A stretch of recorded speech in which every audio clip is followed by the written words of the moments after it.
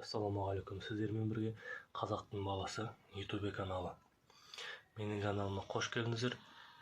Тіркелмегендер болса тіркеліп, лайк басып, комментарий қалдырып кетеміз. Мен бүгін сіздерге айтатын тақырыбым, мына өзіміздің қазақтың тепсе темір үзетін жігіттеріміз базарда қара жұмыс істейді. Шахтада қара жұмыс істейтіндер бар. Көп қой қара жұмыс істейтіндер. Солардың көбісінің белдері ауырады.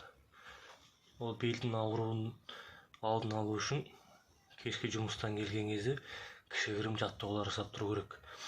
Мына белдегі мына сүйек міне былай ойнап тұрады, мысалы былай. Соның ортасында май болады. Май қажыла береді. Ортасындағы май кеткен кезде уже бел ауыра бастайды. Сүйек бір-біріне тиіп қажыла бастайды.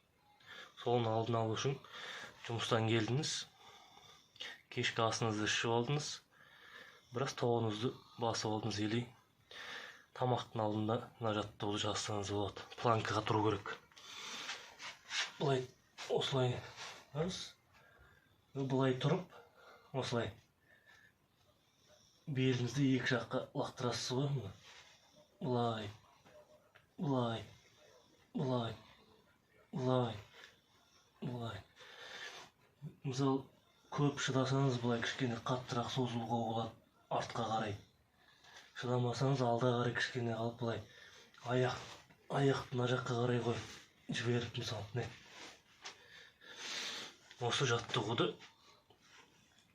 күнде кешкісін жұмыстан келген кезде жасап отырсаңыз болады. Өте жақсы пайдасы тиеді. Иығыңызға, жауырыныңызға, беліңізге, бүкіл мүшеңіздің бәрі қозғалады. Мына жаттығу жасаған кезде жеңілдеп қаласыз. Аяққа, мысалы, аяқта шаршайды кешке жұмыстан келген кезде. Оғанда бір 5 минут уақытыңызды бөліп, ақырын мына жаттығуды жасасаңыз болады. Аяғыңызды созасыз. Ақырын созасыз, мысалы. Отырып аласыз, өзіңізге ыңғайлы. Қолды алдаға қарай созып еңкейесіз. Ақырын денеңіз қызырып, аяқты көп ашпайсыз. Ақырын. Кішкене аяқтарыңыз қызып, денеңіз қызи бастап, үйренісе бастаған кезде үлкенірек қылып ашуға болады былай. Ол кезде кішкене қаттырақ еңкейесіз. Аяғыңыз жеңілдеп қалады. Аяқтағы тамырлар созылады. Аяғыңыз сол кезде тартылып ауруды қояды.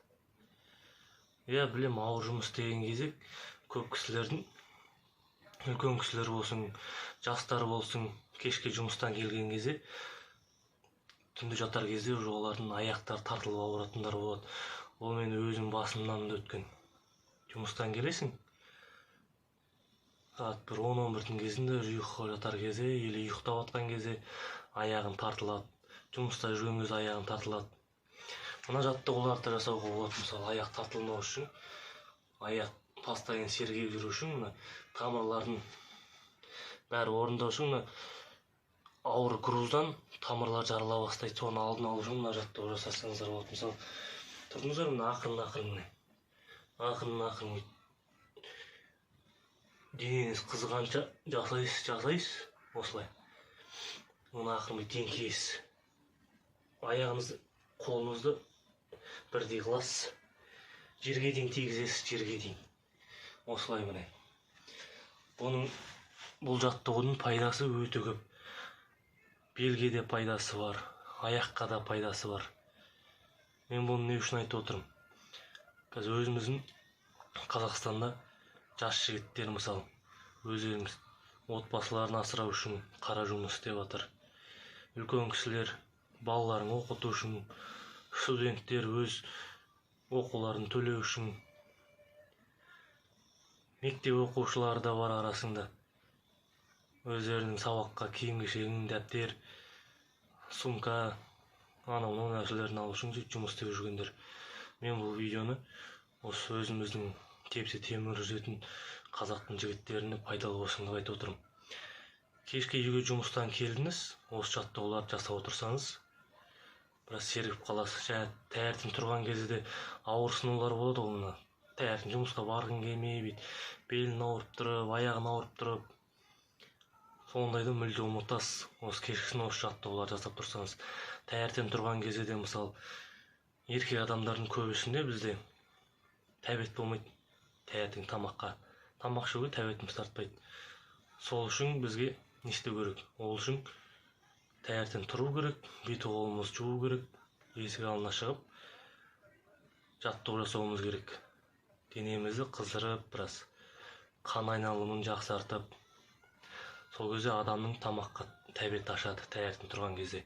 Осы жаттығуларды мысалы жұмысқа бара жатқан кезде жасап алсаңыз болады. Таңғы астың алдында. Осын күнделік жасап жүресіз. Мысалы көбінесе еркек адамдар мысалы таңертең тамақ ішпейді. Негізі еркек адамдар таңертең тамақ ішіп тұрған дұрыс. Тамақты қалай ішеміз таңертең? Жеңіл тамақтар асқазанға ауыр болмайтын. Обедті уақытымен обедті көбірек ішу керек. Кешкі уақытта таңғы ас сияқты асқазанға жеңіл тамақтар ішу керек. Түнде жатар кезде асқазанға ауыр болмау үшін. Менің сіздерге айтарым осы. Каналым ұнаса лайк басып тіркеліп кетіңіздер. Дұрыс.